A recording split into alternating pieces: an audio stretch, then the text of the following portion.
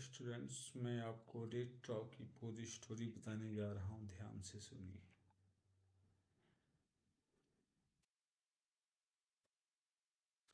Once upon a time जो आपको दिया गया, यह से मैं आपको टीच करूँगा।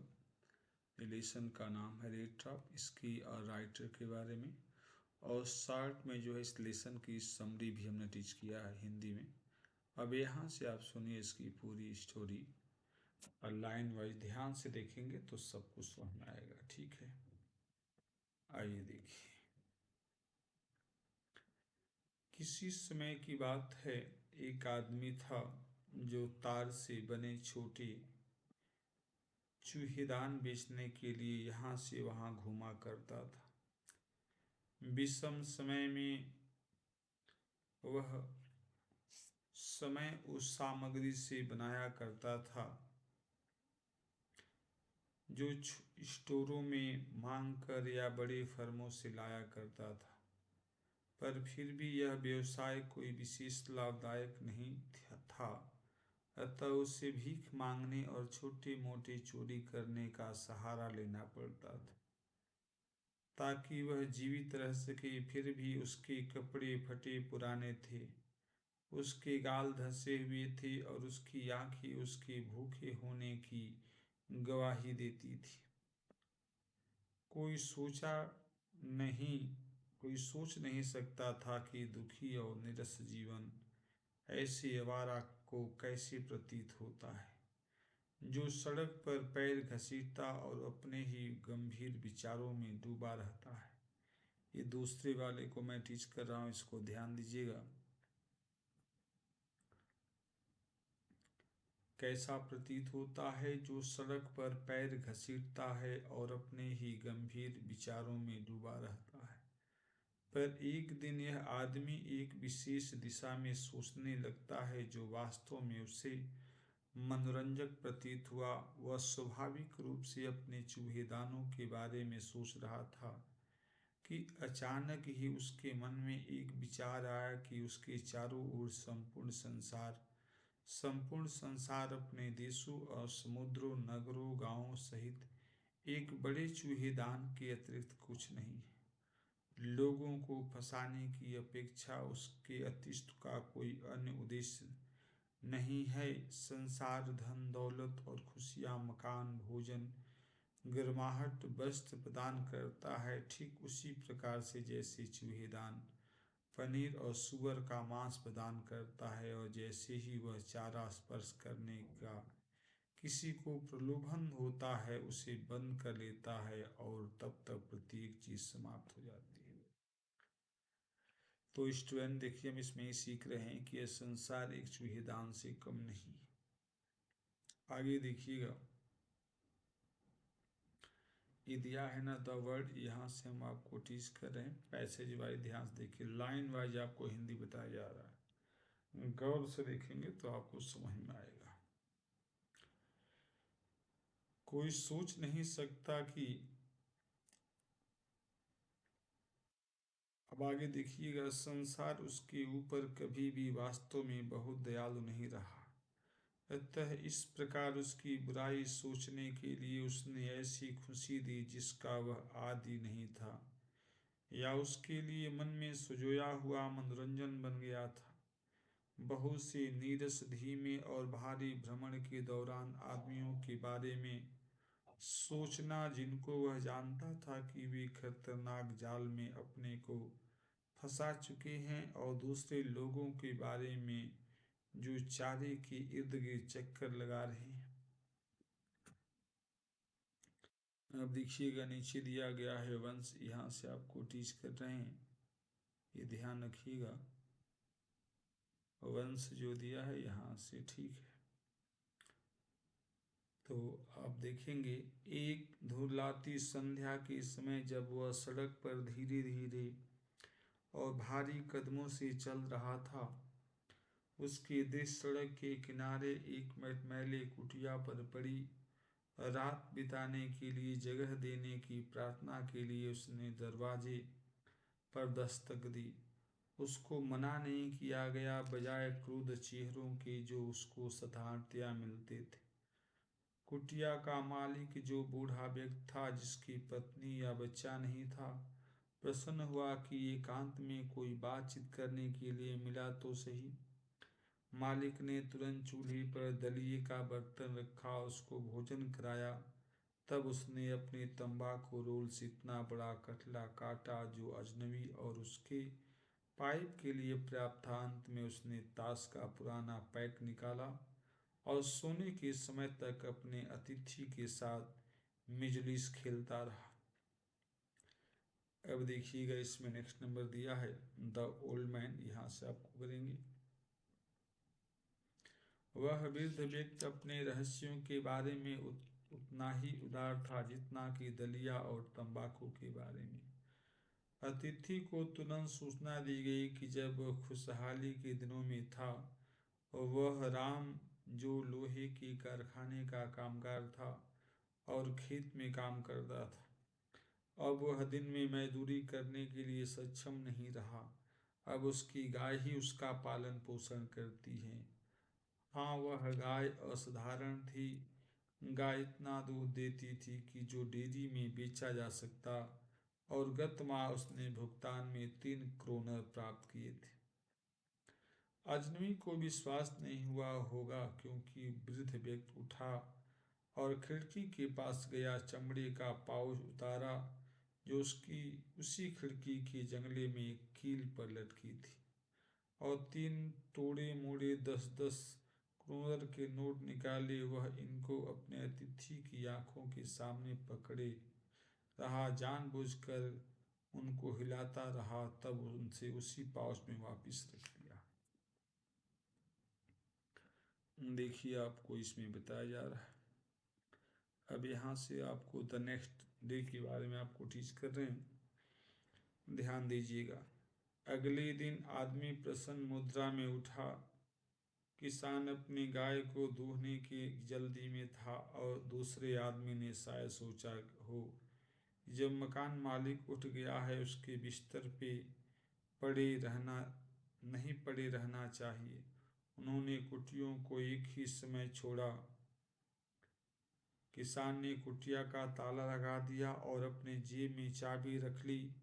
चूहेदान वाले आदमी ने उसको अलविदा और धन्यवाद किया, और दोनों अपनी अपनी राह पर चल दिए। पर आधा घंटा बाद वह चूहेदान बेचने वाला फिर आकर दरवाजे के सामने खड़ा हो गया, लेकिन वह अंदर नहीं गया। वह केवल खिड़की के पास गया, खिड़की का एक शीशा तोड़ा, अपना हाथ अंदर डाला और 30 क्रोनर सहित पाउच को अपने कब्जे में किया। पैसा बाहर निकाला और उसको अपनी जेब में रखा। तब उसके चमड़े के पाउच को बहुत सावधानी से उसके स्थान पर लटका दिया और चलता बना। जैसे ही वह अपने ध्यान दीजिएगा, जैसे ही वह अपने जेब में पैसा लेकर सड़क पर चला, वह अपनी तुरंत बुद्धि पर बहुत प्रसन्न था। उसने महसूस किया कि मुझे मुख्य रास्ते से होकर नहीं चलना चाहिए, लेकिन अपने रास्ते को जंगल की ओर मोड़ लेना चाहिए। पहले घंटे में उसने कोई कठिनाई नहीं हुई। दिन के बाद के घंटों में जंगल बदतर बन गया, लेकिन वह जंगल में बड़ा था और चक्करदार था। उसने यह सुनिश्चित करने का प्रयत्न किया कि वह एक निश्चित दिशा में जा रहा है, पर रास्ते बड़े विचित्र ढंग से मुड़े तुड़े थे। वह चलता ही रहा, पर जंगल के लिए सिर पर नहीं आ सका, और अंत में उसने अनुभव किया कि वह जंगल के एक ही भाग के चारों ओर चल रहा है। एकदम उसने दुनिया और अपने चूहेदान के बारे में विचार याद आया। अब उसकी बारी आ गई थी। उसने चारे के द्वारा अपने उल्लू बना लिया था। वह बुरी तरह से फंस चुका था, और सारे जंगलों, अपने तने और शाखाओं, अपनी झाड़ियों और पड़े हुए लट्ठों सहित उसने अपने कैद में बंद कर लिया था। यह ऐसा कारागार था जिससे निकलकर छूट पाना असंभव था। यह दिसंबर महीने का अंतिम पड़ाव था। ध्यान दीजिएगा,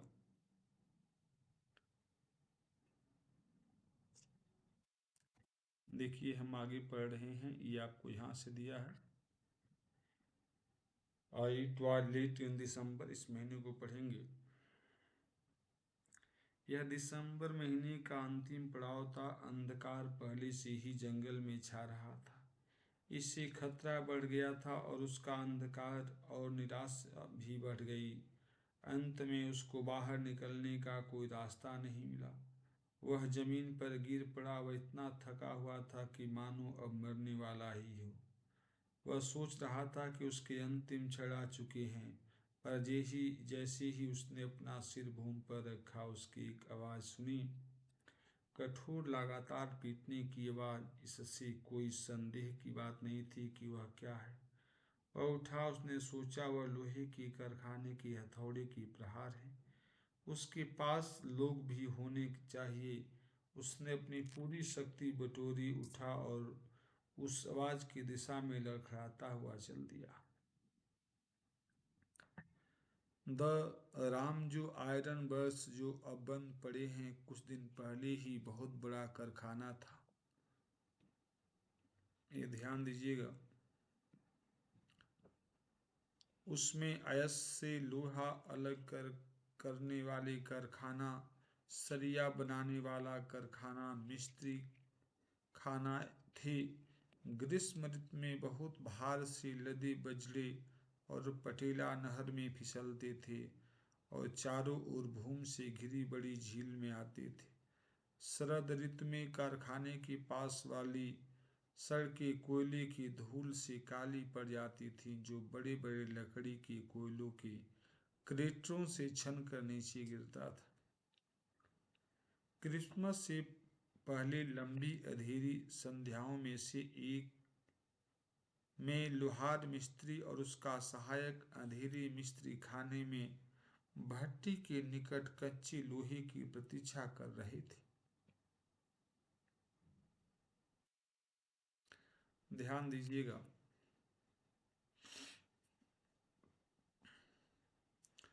जो आग में रखा हुआ था, जो अरहर पर रखने के लिए तैयार था, उनमें से एक थोड़ी देर बाद उस दहकते लोहे की लंबाई सलाख से हिलने के लिए उठता था और कुछ ही क्षणों में वापस आ जाता था। पसीने की बूंदें उससे टपकती रहती थीं। यद्यपि रिवाज के अनुसार वह कुछ नहीं पहनता था, सिवाय लंबी कमीज और लकड़ी की एक जोड़ी जूते के। अब देखिएगा, इसके बाद हम बताएंगे श्योरली। यहाँ से पढ़ाने जा रहे हैं, ध्यान दीजिए। देखिए आपको दिया है श्योरली। इसमें दिया है कि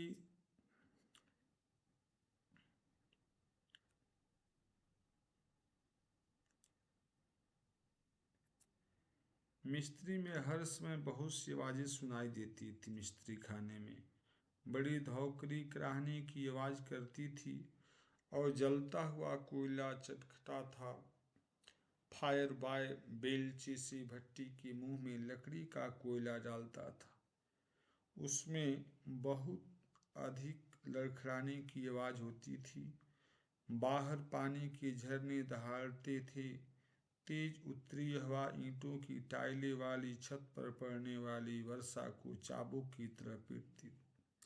शायद इस शोर के कारण लोहार ने उस आदमी को नहीं देखा जिसने दरवाजा खोला और मिस्त्री खाने में अंदर आया, जब तक वह भट्टी के बहुत निकट नहीं आ गया। निश्चित रूप से यह कोई असाधारण बात नहीं थी कि आवारा लोगों को घूमते घूमते रात काटने के लिए कोई बेहतर जगह मिले। वह मिस्त्री खाने की ओर आकर्षित हो जाते थे। काले शीशे से निकला प्रकाश उन्हें अपनी ओर खींच लेता था। वे आग के सामने अपने को तपाने के लिए चले आते थे। लोहारों ने घुसपैठिए की ओर सरसरी और बिना किसी रुचि की दृष्टि डाली। वह घुसपैठिया वैसे ही दिखाई देता था जैसे उस तरह के लोग सामान्यतः दिखाई देते हैं। लंबी दाढ़ी, गंदे फट्टे पुराने कपड़े और उसकी छाती पर कुछ चूहेदानों का गुच्छा लटक रहा था। उसने ठहरने की अनुमति मांगी और लोहार मास्टर ने सिर हिलाकर गर्व से सहमति प्रकट की। उसके बाद एक शब्द भी नहीं बोला। आवारागर्द ने भी कुछ नहीं कहा। वह वहां बातें करने के लिए नहीं आया था, पर केवल स्वयं को तपाने और सोने के लिए आया था। उन दिनों रमाजो लोहे के कारखाने एक बहुत प्रसिद्ध लौह व्यापारी ने खरीद लिया था, जिसकी उच्च महत्वाकांक्षा बाजार में अच्छा लोहा भेजनी थी। वह रात और दिन दोनों समय देखता था कि कार्य अधिक से अधिक जो संभव हो होना चाहिए, और वह क्षण क्षण मिस्त्री खाने में रात के निरीक्षण के दौरे पर आया। ध्यान दीजिएगा, अब इसमें जो दिया गया नेचुरली यहाँ से देखिएगा। स्वाभाविक रूप से पहली चीज जो उसने देखा वह लंबी व्यक्ति जो फटे पुराने कपड़े पहने हुए था, जो भट्टी के इतना निकट सरलता से घुस आया कि उसके गले फटे कपड़ों से भाप उठ रही थी। लौह व्यापारी ने लोहारों का उदाहरण नहीं अपनाया, जिन्होंने अजनबी की ओर देखना अपमान की बात समझी। वह उसके निकट गया, उसने बहुत ध्यान से देखा, तब उसका एक और लटका हुआ हैट उतारा ताकि वह उसके चेहरे को बेहतर ढंग से देख सके। उसने कहा, लेकिन वास्तव में तुम निल्स आलोप हो, तुम कैसे दिखाई पड़ते हो? चूहेदानी वाले आदमी ने रामजो से में लौह व्यापारी को पहले कभी नहीं देखा था। वह यह भी नहीं जानता था कि उसका नाम क्या है, पर उसको यह सूझा कि वह सज्जन मुझे अपना पुराना परिचित समझता है, तो शायद वह उसे कुछ क्रोनर दे दे। अतः वह नहीं चाहता था कि वह उस सज्जन को तुरंत धोखा दे। उसने कहा, हाँ, ईश्वर जानता है कि मैं किस्मत का मारा व्यक्ति।